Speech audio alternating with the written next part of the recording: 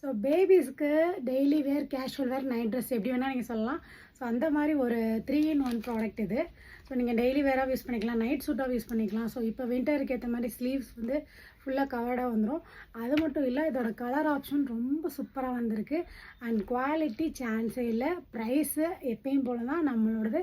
Minimum budget. அதுலேயும் நீங்கள் combo offer 3 piece 4 piece எடுக்கும்போது இன்னும் உங்களுக்கு டிஸ்கவுண்ட் கிடைக்கும்.